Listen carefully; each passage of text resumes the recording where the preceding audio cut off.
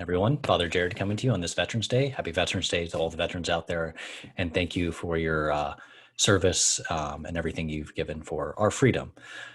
And on this Veterans Day, I was thinking about the virtue of courage because obviously people who are willing to put their lives on the line for all of us obviously have courage. And why do they have courage? Like why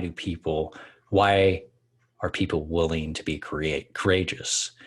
And I realized it was probably because, to keep, yes, their family, their country safe, but also in the hopes that probably that the situation within our country would get better. And even like if you think about World War II, the hope was probably to make the situation in the world better, to put an end to Nazi Germany and the Japanese Empire would ultimately make the world a better place. That's why they did it. And I think that's also important for us. And, how does the virtue of courage act out? How does it lived out in everyday lives? And I realized that within the church, we probably need a lot more courage because a lack of courage, known as cowardice, it comes from actually a real place. Like we like staying where we are. We like things the way they are, or the very least, even if we don't necessarily like the way things are, at least it's comfortable. At least we know what we have. And there's a knowledge that, that we're comfortable. We know what's going on in the situation where we can kind of live with it. Whereas to be courageous in our everyday lives involves the fact that we take a risk in hopes, in efforts, and hope, that things will get better, that things will be good.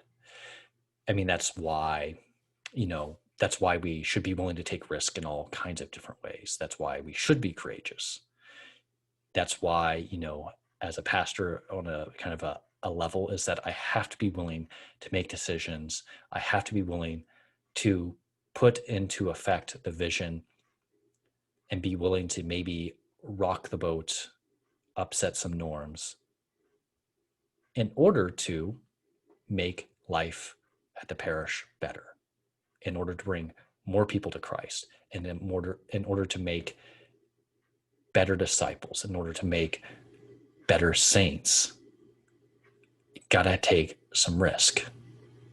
And even for all of you out there, so that's just an example from my own kind of my life as a pastor, but even within our relationships, friendships, marriages, and even in relation to our own sharing our own faith, is that to be a Christian, is one thing, but to be known as a Christian, that's a scary thing. To be courageous to state that you actually believe in Jesus Christ and the teachings of the church, that's terrifying. And I get that. And that's the reason why actually, courage isn't just us doing like the no-brainer thing, like, oh, life gets better, so I should do this. Like if there was no risk involved like that, then there would be no reason for the virtue of courage. But the fact is that sometimes in efforts to make things better, the situation can actually get worse. Like it can kind of blow up in our face. And that's just part of the reality that we have to live with. Or not, we have to live with, but that's part of it that we have to accept. You have to accept that in trying to make things better, that sometimes we miscalculate. Sometimes people's response will not always be great. And I think that's the same thing even within relationships. I think so often I can see friendships, marriages to where spouses kind of allow those little things that frustrate them about their spouse, about their friend, to kind of build up, and this resentment grows and grows and grows and grows and grows and grows. And then what ends up happening is that the heart ends up becoming hardened. The other person's heart ends up becoming hardened. And then like the relationship dies, the friendship declines. And that's a situation we should never, ever want to live with. Sometimes confrontation, being courageous in a given moment, allows us to experience a long-term peace because we actually are able to have those tough conversations. We're able to have those difficult conversations and to move forward. Whereas sometimes our desire for peace in the immediate situation or immediate kind of experience ends up resulting in this long-term dissension, distrust, dissatisfaction.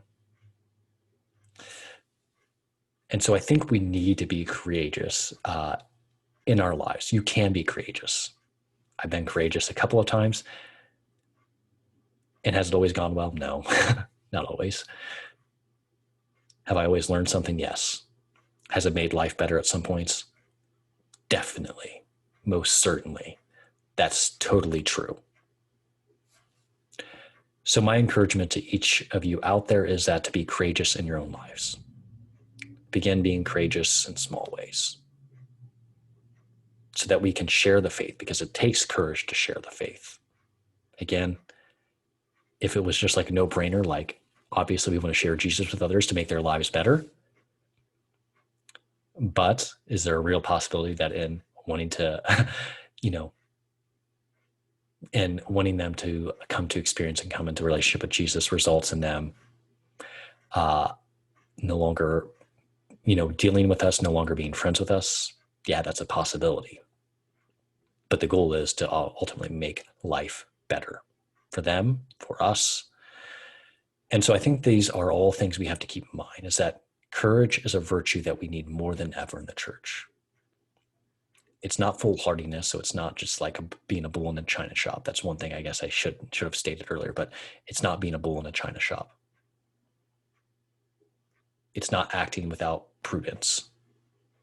Sometimes there's a distinction between, being foolhardy, between just like saying the hard truth when it doesn't necessarily need to be said at that moment or in the way that we're going to say it, and being courageous and actually desiring the good for another person and being willing to put our own reputation, relationship,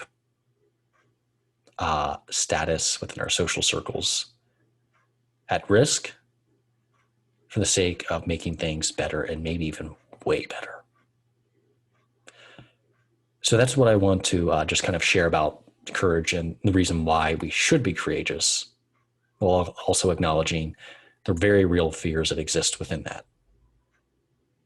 And so I just encourage each and every one of you to be courageous in your everyday lives, to begin with the small things, to make your life with Christ primary, to be brave as he was brave, courageous as he was courageous, and to truly want what is best for yourself, for those around you, and to begin acting in accord with that to make life better so that we might all receive salvation from Jesus Christ, who suffered all for us, so that we might share in that hope that one day we will receive our eternal joy, our eternal reward. So with that, hope you all have a blessed day. Again, happy Veterans Day to all the veterans out there, and God bless you.